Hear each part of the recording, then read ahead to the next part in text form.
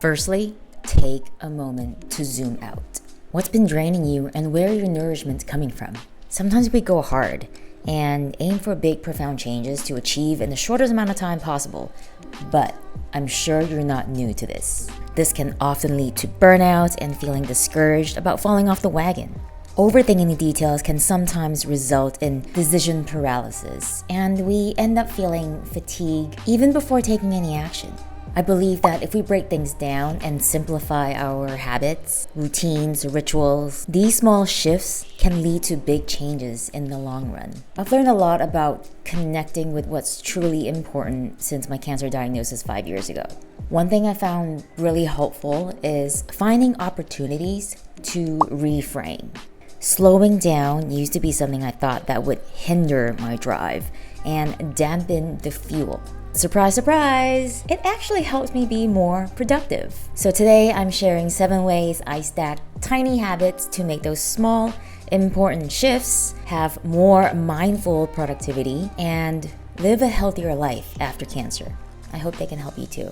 First up, we have the 5, 10, 15, 20 rule. This is the stack of all stacks for rest and digest. To start, take 5 diaphragmatic breaths.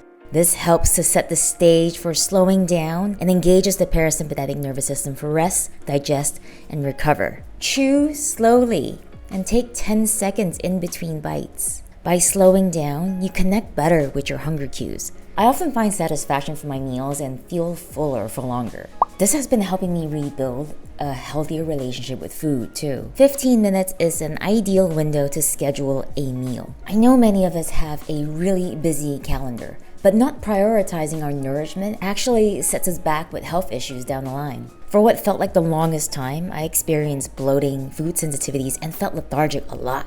Something as simple as not rushing my meals is a reminder that being fast is not always better. 20 is a gift. It's 20 minutes of movement for yourself. For me, I've chosen to stack this within a stack and use that 20 minutes as an opportunity to walk the dog, do some chores, or sometimes just walk while catching up on a podcast. I learned this 5, 10, 15, 20 rule from Trisha Yap, a functional medicine health coach based in Hong Kong. When I lived there, I used to pack my schedule to the T and often forget to allocate time to have a sit-down meal. This may sound like a tough hustle trait, but when you think about keeping your body functioning optimally, I wasn't giving my body what it needs to digest and absorb the nutrients. We need them to feel good and ultimately fuel the ability to be productive.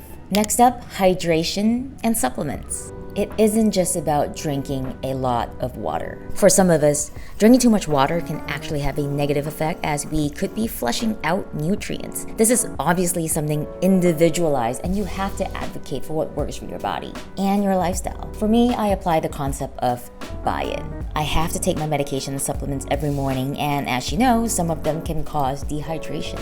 I start that daily task with the habit of mixing in electrolytes using a designated bottle. This is the bottle I bring to my desk and aim to finish by noon.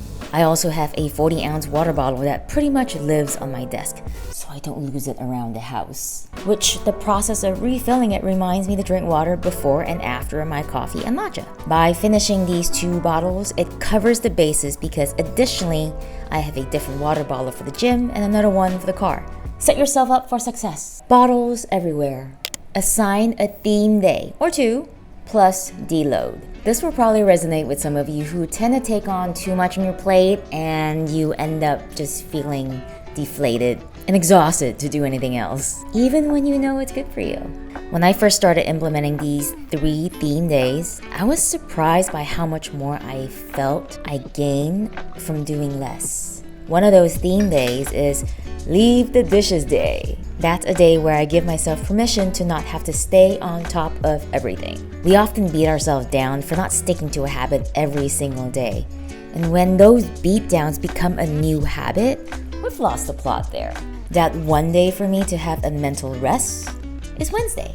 I intentionally leave the dishes. Another theme day is the slow shower day. That long shower is stacked with the tiny habit of spending time in intentional solitude to connect with pleasure. This is something I dive deeper into through my newsletter, Creative Eroticism. If that's an avenue of health you want more conversation around, there's a link in the description box for you to join me there. Borrowing the terminology from strength training programs, these are deload days. Number 4, apply mindfulness to daily tasks. If you're like me and often experience resistance towards buzzwords like mindfulness, I feel you, bruh. Although, while the inner rebellion thinks it's cool, I'm actually doing myself a disservice. Because I think it's that very practice that's very likely going to help me be aware of what's truly bothering me, acknowledge it for what it is, and make better decisions on actions. So I've made guided meditation a minimum 3 times a week practice and added those in my Notion weekly planner. The mere act of ticking the boxes also helps me with the dopamine my brain likes. I also broke the practice down into very small digestible bites, like paying attention to how much force I'm applying while doing the dishes. This is especially since I broke a glass from gripping it too hard. The intent here is to cultivate my awareness of tactile feedback. Physical awareness allows me to observe my thoughts a little softer. I notice when I'm being more gentle towards my cruel self-critic, the inspiration to be kinder and less judgmental becomes more accessible. If you want to check out how I organize this in my weekly planner, there's also a link to the Notion template in the description box. Create a time box to worry. I tack this on with my skincare ritual. Hear me out. You know how we can get distracted throughout the day by things that we tend to worry about? For some of us who struggle more with focus, this can take us down the vicious loop of being distracted, criticizing ourselves for being distracted, and then coming down hard on ourselves for not getting work done. So I first heard of this idea about scheduling time to worry from Nur Eyal. He wrote a book called Indistractable.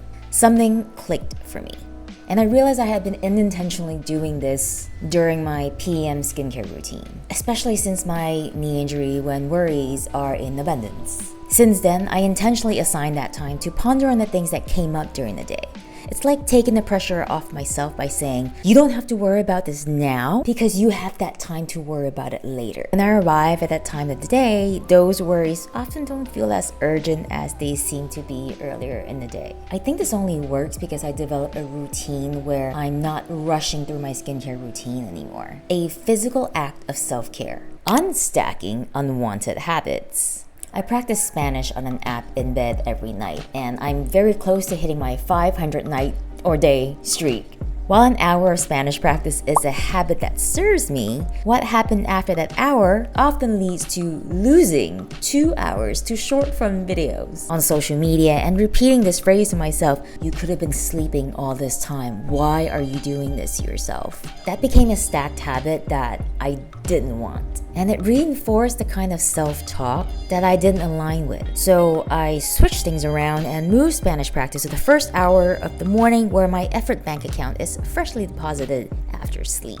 That means I don't need to make a withdrawal of effort to resist from tapping on these social media apps after Spanish and right before sleep. My brain still likes to unwind with something, so I've been on my Kindle a lot more, catching up on the many books I haven't finished, and feeling good about reading again. Anchoring thoughts and a matcha ritual. I know, I've shown a lot of matcha making action on my YouTube and on my Instagram because it has been one of my favorite times to steal. I think many take time for granted, me included. Things certainly seem different now after cancer. And the time when I'm not in survival mode become time I get to steal. Even something as mundane as a matcha ritual. Now I have one thing that signals gratitude. We can stretch this ritual by tacking on an anchoring thought. Whether it's affirmations or quotes or mantras, just allow yourself to feel connected to different phrases and allow these to be tools. You get more than one. Life is always changing. Of course, it makes sense to have a selection of tools. Don't be surprised if you start looking forward to making matcha or coffee even more. Before I close, I want to share one my current anchoring thought. It's by the incredible Maya Angelou. She said, "I've learned that making a living is not the same thing as making a life." That hit me spot on in my current life chapter. My default as a teenager had always been to work as hard as I can while I still can. It took falling ill with cancer to confront that mantra. A mantra that was no longer serving me. Right, y'all, I hope these have been helpful for you, perhaps inspire you with some ideas. Thank you for watching and hanging out with me. I'll see you in the next one.